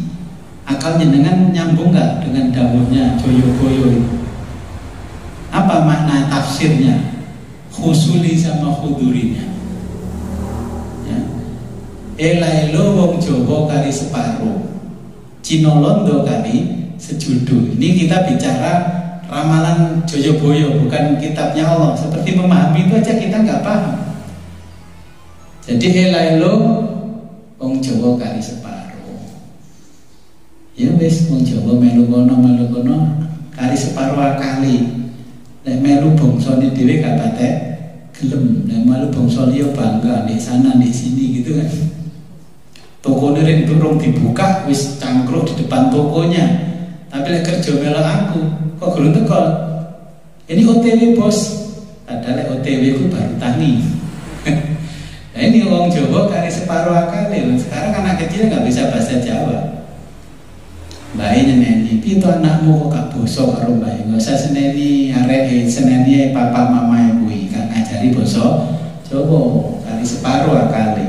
Cina Londo kari sejudo. Sekarang yang berjodoh adalah Cina dan Belanda, kulit putih. Yang Londo maknane Londo beneran apa wong pokoke wong bulit ya nyanyi Londo. Sekarang kan begitu, Cina Londo berjodoh ini. Nah, lek wis tanah Jawa kalungan wesi. Setelah Snuhul Khronya datang ke Indonesia, memerintahkan Gubernur Hindia Belanda untuk membuat metodologi pengajaran agama digeser tradisional menjadi menjadi modern. Ya. Akhirnya seperti itu. Gubernur Hindia Belanda disuruh menggambar untuk transportasi dari mana Anyer sampai Panarukan 1000 meter. 1000 kilometer, ya 1000 kilometer. Sebelum Belanda datang jauh-jauh hari, nenek moyang kita Joyoboyo sudah tahu kalau bakalan tanah Jawa dikalungi besi. Nah, akhirnya ya peradaban berkembang kereta. Kalau nggak ada Belanda, paling kita naik delman, naik gledekan, ya, paling ya banter-banter odong-odong itu. Datangnya Belanda juga ada hikmahnya. Nah, terus kemudian saya pernah duduk di Cito, di atas itu ada kafe di Rolas. Saya melihat ke bawah itu pada waktu menjelang maghrib. Itu di bundaran Waru kan penuh. Terus saya ingat dawuhnya Joyoboyo, iki pengen diarani rayap besi. Mungkin dulu pengetahuannya sudah melebihi akal. Terus melihat seperti itu nggak bisa memberikan nama adanya rayap-rayap yang di tanah ditulis ya rayap besi sobo dalan. Oh ini toh makna yang namanya simbol dan ibarah seperti di Quran. Makanya kita memahami dawuhnya nenek moyang aja kadang-kadang tidak paham. Apalagi dawuhnya Allah kalau nggak belajar tafsirnya ya nggak paham. Nah jangan lewat sini nak, lewat sana saja. Sini lebih dekat pak. Setelah jatuh tok baru tahu. Kamu saya larang di sini ini supaya kamu nggak kepleset karena ini licin. Logikanya ngapain? Kalau sana muter 5 kilo, sini kan cuma 500 meter. Ya, hitung-hitungan matematisnya seperti itu. Sehingga Tuhan ini banyak digunakan filosof dan seorang teolog. Ini metode husulinya ini banyak digunakan oleh filosof dan teolog. Contohnya begini, siapa yang menciptakan langit bumi seisinya? Jawabnya anak SD pasti Tuhan. Kalau kita Allah. Terus ketika bumi belum ada, berarti Allah sudah ada. Sudah. Ketika Allah ada, terus jarak antara Allah dengan menciptakan dunia seisinya ini ada apa? Apakah ada selain Allah di situ? Kalau ada selain Allah, maka berarti Allah itu tidak sendirian. Allah pasti ada temannya. Di dalam ilmu tauhid masih wallah. Selain Allah pasti ada. Makanya jenengan kalau menerjemahkan makna la ilaha illallah, apa artinya? Tiada Tuhan selain Allah. Coba coba jangan pahami dari sisi filosofis. Tiada Tuhan selain Allah. Berarti di luar sana banyak Tuhan, hanya yang berpotensi sebagai Tuhan hanya Allah. Sebenarnya terjemahannya la ilaha illallah, Tuhan itu hanya Allah. Struktur terjemahnya harus begitu. Kalau jenengan mengatakan tiada Tuhan selain Allah, berarti di luar sana masih banyak Tuhan, cuma tidak berpotensi sebagai Tuhan. Yang berpotensi sebagai Tuhan hanya Allah. Ya, makanya untuk memahami makna la ilaha illallah, makanya kalimatnya kalimat tauhid, kalimat persatuan yang yang diusung oleh Kanjeng Nabi, menyatukan banyak orang. Akhirnya jadi alat politik orang juga dengan kalimat tauhid. Karena apa? Akhirnya Tuhan ini transenden, Tuhan melampaui segala yang ada. Makanya kalau menerjemahkan nanti jangan sembarangan. Tapi itu gimana Gus? Ya nggak apa-apa, itu masih orang awam. Ketika ilmu kita sudah naik-naik, berarti memaknai yang namanya la ilaha illallah itu berarti Tuhan itu hanya Allah, bukan tiada Tuhan selain Allah. Oke, mohon.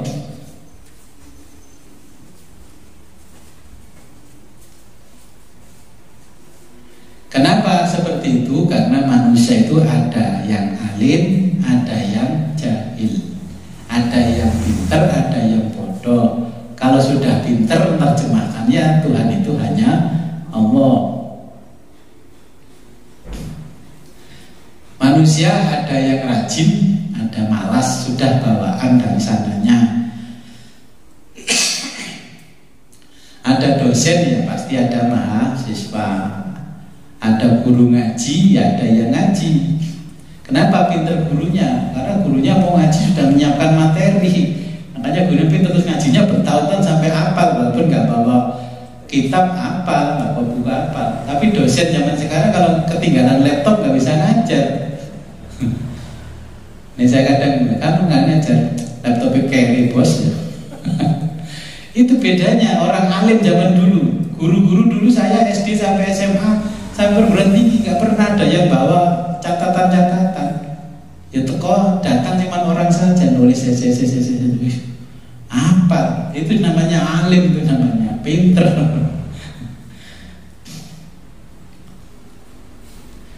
Orang lebih denotatif kepada tekstual.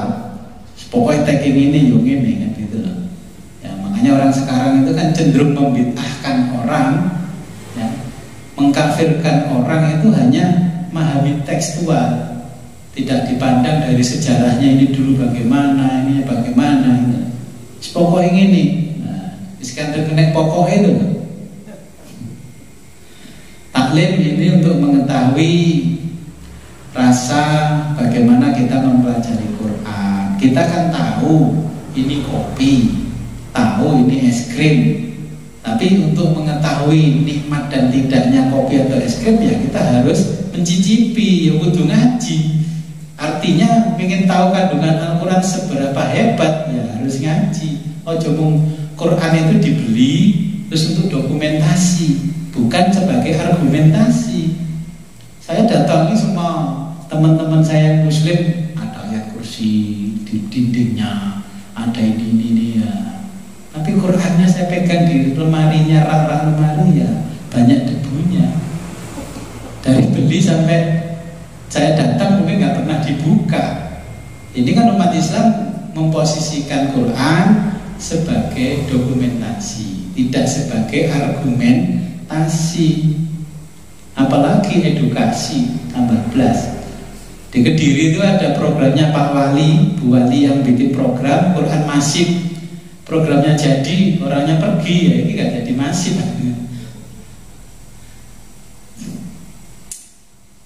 Yang dari Al-Quduri ini knowledge by present. Apa yang kita lihat hari ini, apa yang kita hari ini, ya. Alim dan maklum ini menyatu. Orang pinter dan yang diketahuinya itu juga nyatu. Jenengan pinter ini karena ngaji, inilah namanya alim dan maklum. Jenengan pilih mana? Karyawan cuman sekolah SMP tapi rajin, terus karyawan S1 tapi males, pilih mana? SMP.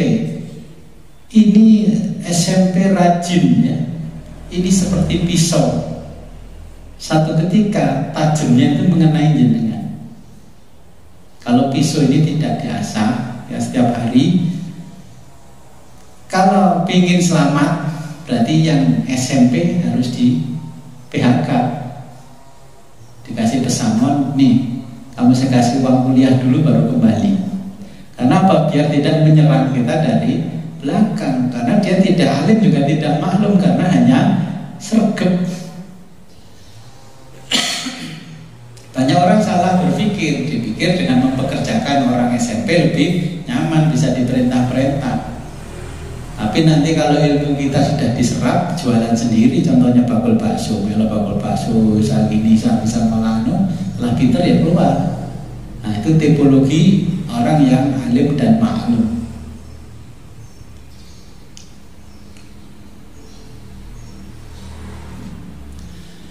Nah kemudian ini berikutnya terkesan teomorfis ya, al-insanu hayawanun natik.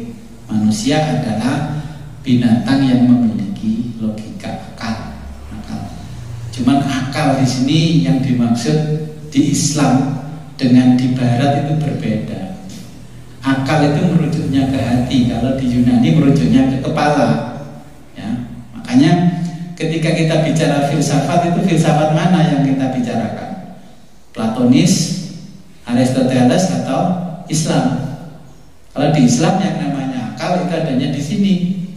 Nah, kalau Yunani di sini, makanya dijelaskan oleh Allah di surat Yasin, wadrib lahum ashabal qaryati idja'al mursalun, itu menceritakan kaum Antokia yang menolak kenabian, menolak kebenaran hakiki karena akalnya sini, bukan karena akal di sini. Kecerdasan itu munculnya sebenarnya dari sini, bukan dari sini, tapi itu sudut pandangnya.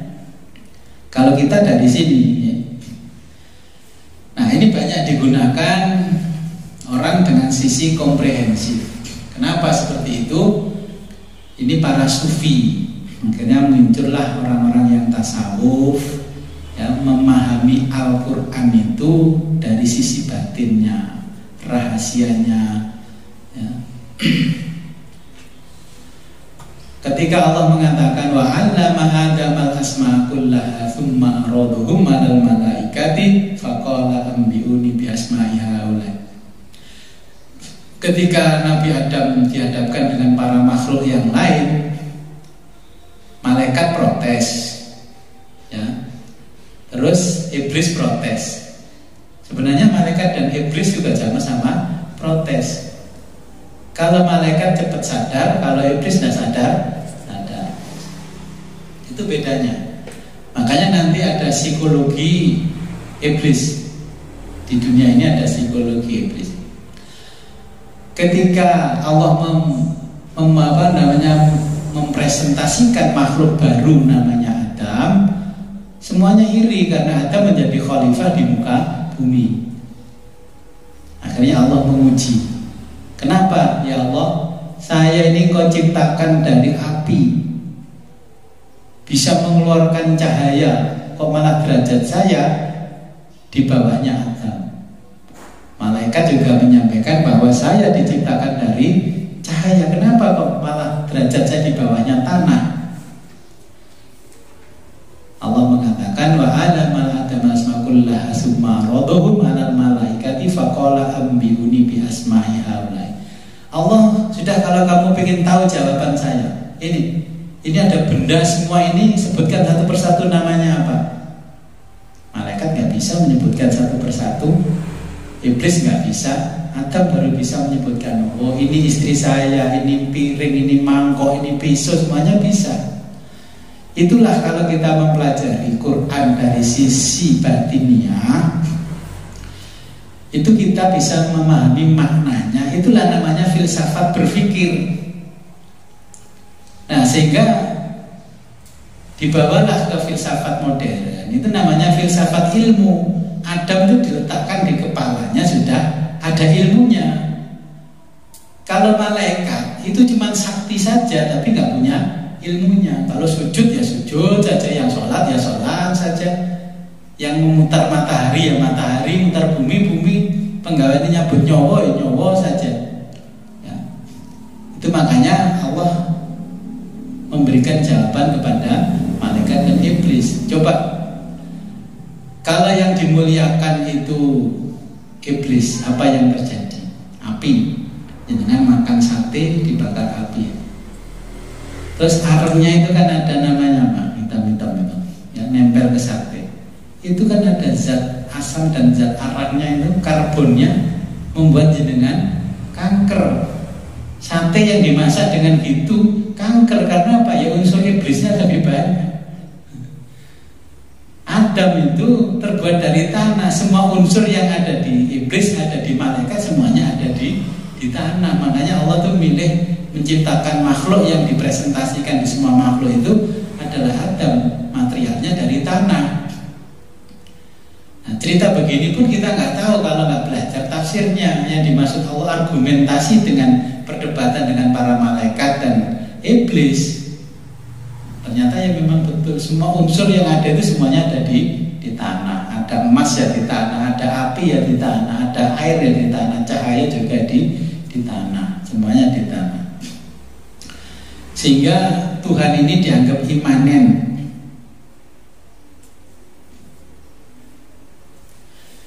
Kenapa?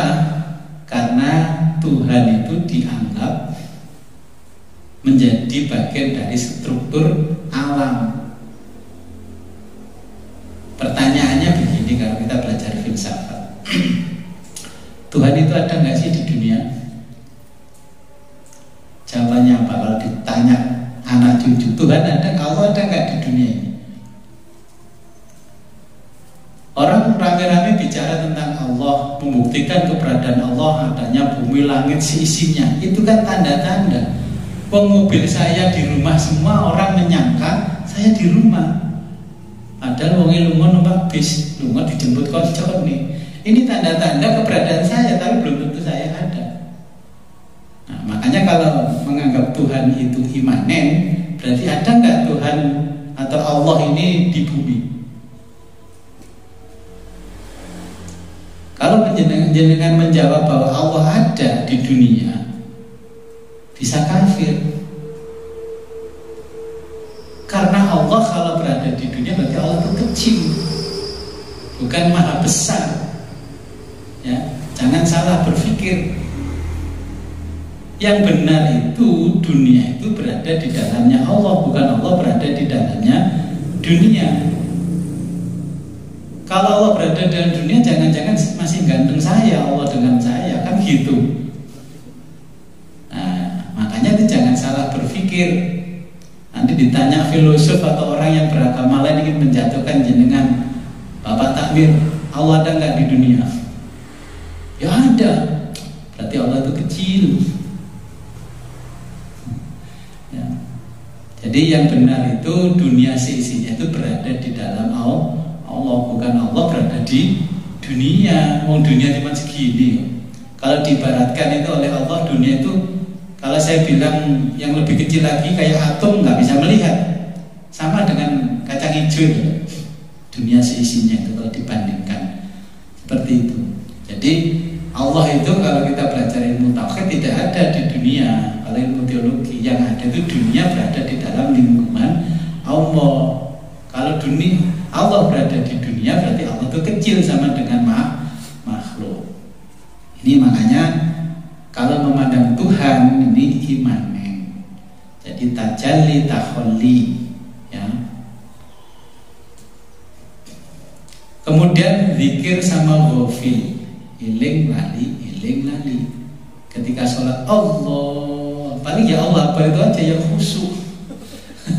Habis itu lupa, waduh jam tangan kiri nang masjid, namanya tempat situ, wah ini lali ya. Jadi namanya zikir itu ingat, ghafil lali. Makanya sampai di Kediri itu Gusmi menciptakan zikrul ghafilin Iku dikira wong sing galo-galo, eling lali. Gitu.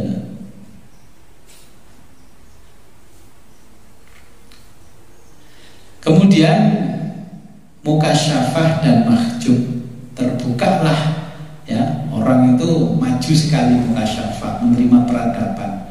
Mahjub tertutup. Ya, kayak orang primitif. Orang yang tidak mau membuka diri akhirnya nggak maju. Nah, bangsa Indonesia maju karena apa ya? Mau membuka diri. Ada suku yang menutup diri yang nggak maju. Makanya ini mukasyafah sudah terbuka semuanya karena pengetahuan. Di situ muncullah namanya mursyid dan murid. Ya, saya jelaskan murid dulu. Kalau di Indonesia, murid itu berarti PAUD, TK, SD, ya, murid. Terus SMP, SMA namanya siswa. Mahasiswa S1, S2, S3 namanya mahasiswa. Kalau dari bahasa asalnya Arab, PAUD sampai aliyah, sekolah aliyah itu namanya tilmidun kalau laki-laki. Kalau perempuan namanya tilmidatun, ya, murid perempuan. Nah, ketika sudah kuliah namanya tolabah, S1 sampai S3. Ketika sudah lulus S1, S2, S3, dia mau belajar ilmu yang sudah melampau, ya, seperti tasawuf, di atasnya filsafat, ini sudah melampau ilmunya, sudah nggak ada di bangku sekolah, kecuali dia mengalami kondisi spiritual sendiri, ya. Namanya tajribah. Orang yang sudah mengalami kondisi spiritual sendiri, nah, barulah itu disebut murid. Orang yang mengajari itu namanya mursyid, ya. Jadi posisi murid itu ya di atasnya S3, sudah terpenuhi semuanya, sisi akademis, ingin belajar melampau, ya. Kayak seorang filosof, kayak seorang ini itu pokoknya belajar sing gak ono nggone donya. Akhirnya namanya murid, yang mengajari namanya mursyid. Ya di posisi mursyid itu ya di atasnya profesor. Karena dohir batin dia harus paham. Okay. Tapi bergeser mana katanya di sana? Murid PAUD. Di sana namanya murid itu sudah postdoc sudah selesai, postdoktoral sudah selesai, barulah murid. Ya. Akhirnya lebih konotatif terhadap teks. Nah, pelajari teks, maknanya piye. Contohnya gini lah, kalau konotatif terhadap teks, undang-undang lalu lintas yang bisa yang boleh ditilang orang yang tidak memiliki SIM. Undang-undangnya bunyinya orang yang tidak memiliki SIM, bukan tidak bisa menunjukkan SIM. Gimana kalau ketika punya SIM carry? Nah, makanya ya alhamdulillah sekarang Polri sudah canggih, ada SIM digital. Saya masukkan SIM digital, kelalen ini aku di SIM. Nah, kan tidak memiliki SIM, bukan tidak menunjukkan SIM. Tapi ketika jenengan di jalan tidak bisa menunjukkan SIM kan tetap ditilang. Nah, ini maknanya cuman konotatif terhadap teks. Karena polisinya nggak mau nungguin sepedanya jenengan di situ. Sama dengan seperti itu kalau kita belajar sisi yang lain.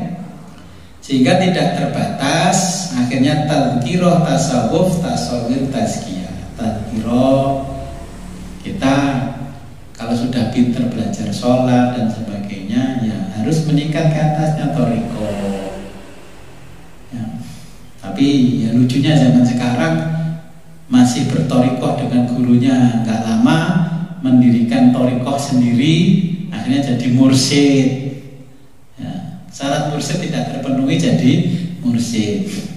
Tasawuf, orang yang sudah memahami pengetahuannya itu ya sudah melampau kebijaksanaannya, sudah melebihi seorang filosof.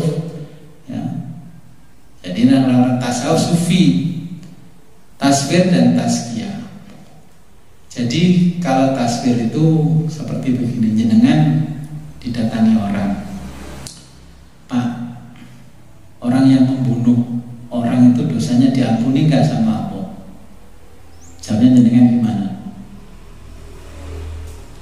Ya diampuni.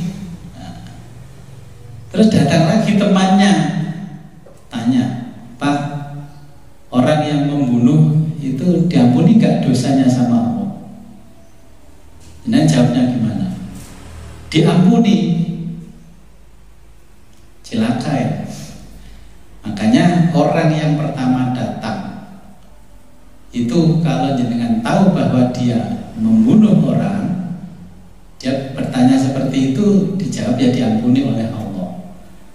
Karena yang datang kedua kali itu bertanya, Pak, membunuh orang itu diampuni nggak dosanya oleh Allah? Ya tidak. Jawabannya yang kedua tidak. Kenapa? Karena kita tahu dia itu mau membunuh orang. Yang bukan orang lain, tapi dengar temannya dijawab namanya dengan diampuni. Itu sudah membunuh, terlanjur membunuh. Ini yang mau membunuh. Nah, makanya kita harus tahu yang bertanya itu apa. Orang yang nggak paham, yang jahil tadi ngomong mencela-mencela sore tempe, padahal nggak tahu konteksnya.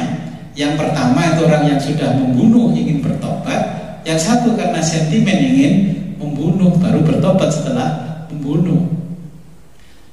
Makanya ketika jadi perangkat desa tanya, gimana Pak membunuh orang yang wis mateni gong. Sudah wis mateni diampuni. Wis mateni gong dereng cinta pateni deh gak diampuni lek ngono. Karena pembunuhan berencana. Nah, seperti itu kira-kira. Saya lanjutkan aja guys, 2 lembar lagi. Akhirnya Quran itu menjadi sumber pengetahuan, ya, menjadi deduksinya akal di halaman 4. Deduksi akal itu kan ada premis-premis kalau kita belajar filsafat. Premis minor, premis mayor, itu yang dianukan orang filsafat. Ya.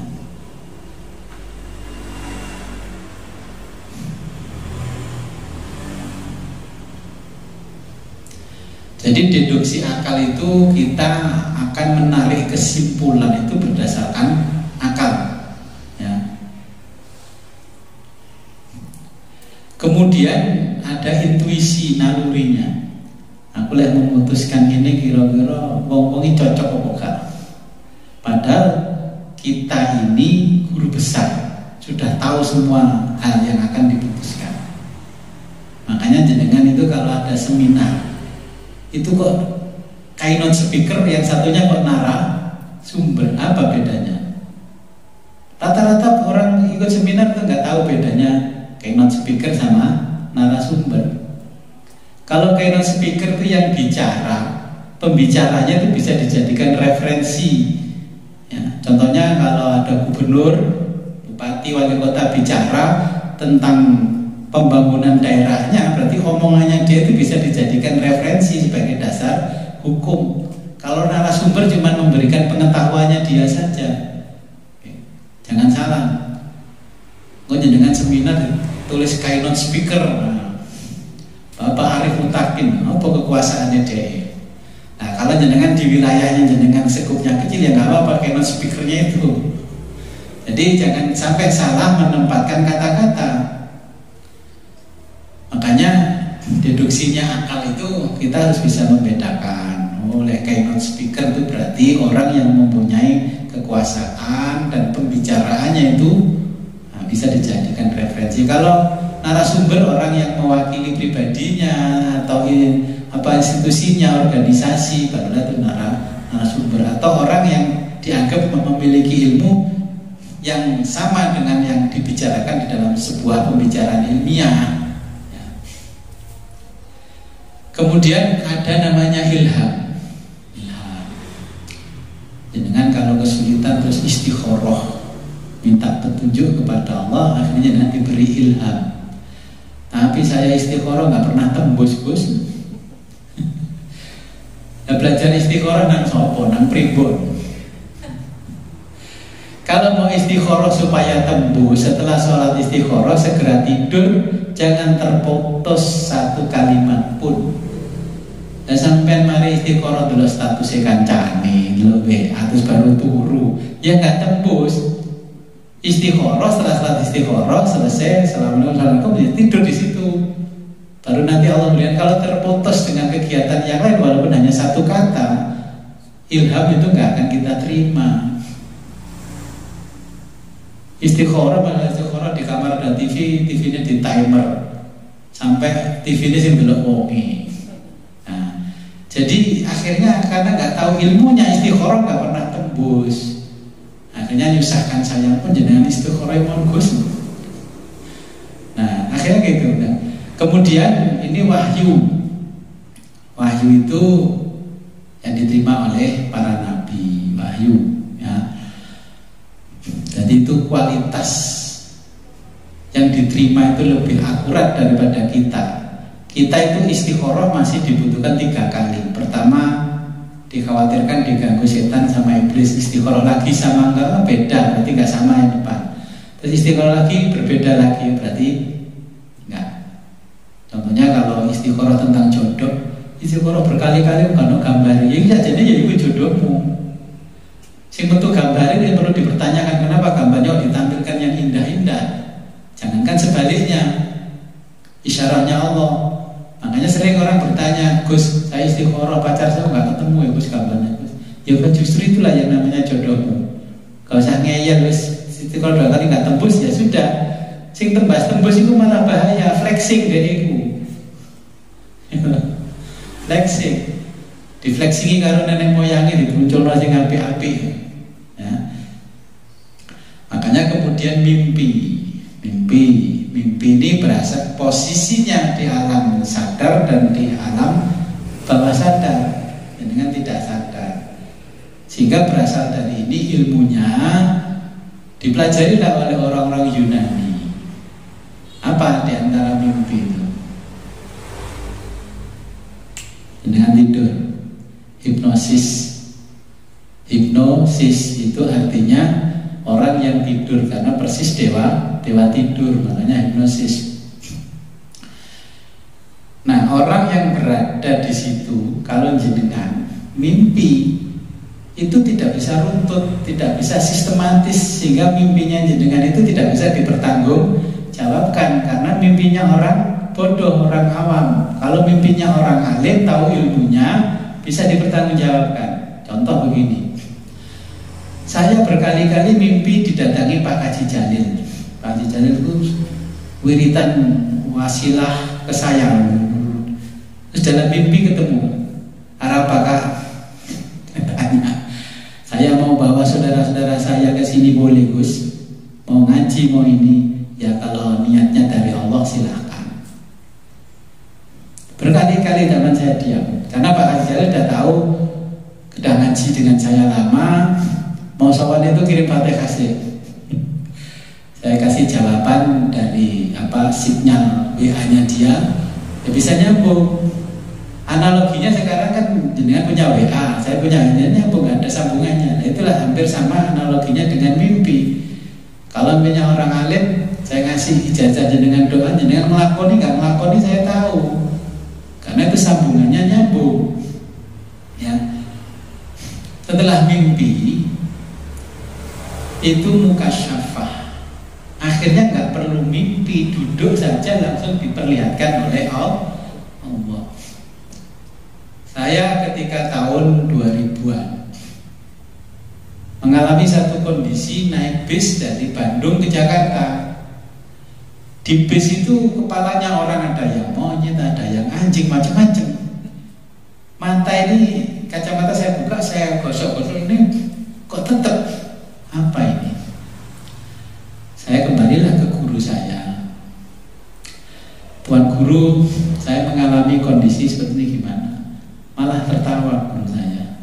Itulah yang dialami Imam Ghazali, sehingga Imam Ghazali minta kembali jadi orang bodoh. Orang yang tidak pernah makrifat, bercita-cita ingin makrifat, tetapi ketika sudah makrifat beneran, bingung. Kenapa? Orang yang kepalanya anjing ya karakternya persis anjing, yang dimakan yang persis anjing, persis babi dan sebagainya. Sampai saya keluar rumah nggak berani karena melihat aspal itu belatung. Tapi saya nggak bisa menjabarkan belatung ini maknanya apa. Ternyata belatung itu karena aspal ini sumber dananya dari pajak rumah makan, pajak pertanian, hiburan malam, isinya bar, diskotik, PSK. Jadi satu, akhirnya ditampakkan oleh Allah aspal itu macam-macam isinya. Nah itu namanya mukasyafah. Akhirnya mau keluar gak berani, diginikan ya kena belatung beneran. Akhirnya 40 hari 40 malam berdoa kepada ya Allah, kembalikan saja. Kalau nggak penting nggak usah dikasih tahu. Karena tahu segalanya itu malah bingung. Makanya kayak Nabi itu ummi itu menengah karena sudah tahu segalanya. Makanya saya kadang tahu sekali pusingin mau gimana.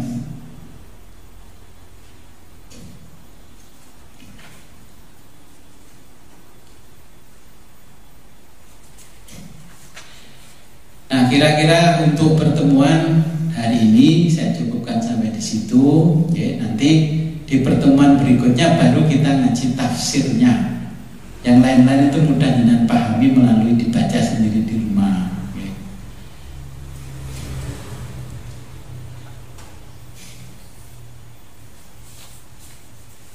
Kalau ngaji sama saya jangan langsung pulang ya, duduk dulu sebentar.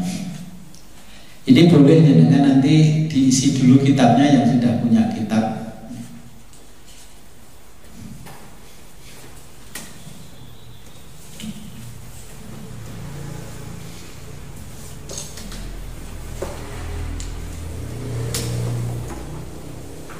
Sebelum kita akhiri, marilah kita berdoa kepada Allah. Mudah-mudahan apa yang kita pelajari pada pagi hari ini membawa manfaat barokah, ilmu yang tidak membahayakan bagi kita, ya, bagi keluarga dan masyarakat. A'udzubillahi minasyaitonirrajim. Bismillahirrahmanirrahim. Allahumma shalli wa sallim wa barik ala sayyidina Muhammad wa ala alihi wasallam ajma'in. Allahumma arzuqna fahman nabiyyin wa hifdzal mursalin wa ilhamal malaikatil muqarrabin bi rahmatika ya arhamar rahimin. Allahumma khudh minna wa taqabbal minna wa aftah baba kulli khairin kama fatahta ala anbiya'ika bi rahmatika ya arhamar rahimin. Wa sallallahu ala khairi khalqi Muhammadin wa ala alihi wasallam. Alhamdulillahi rabbil alamin. Al-Fatihah.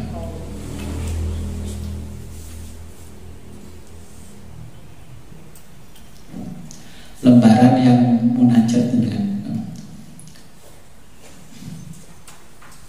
ada yang kalamu khatimun ya.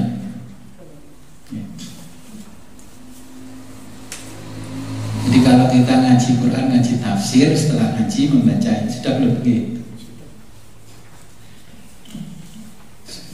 Kalamun qadimul la yumallu sama'uhu tanazzaha an qawlin wa fi'lin wa niyati bihi ashtafi min kulli da'in wa nuruhu dalilun li qalbi inda jahli wa khairati faya rabbi mati'ni bisirri hurufihi wa nawwir bihi qalbi wa sam'i wa muqlati.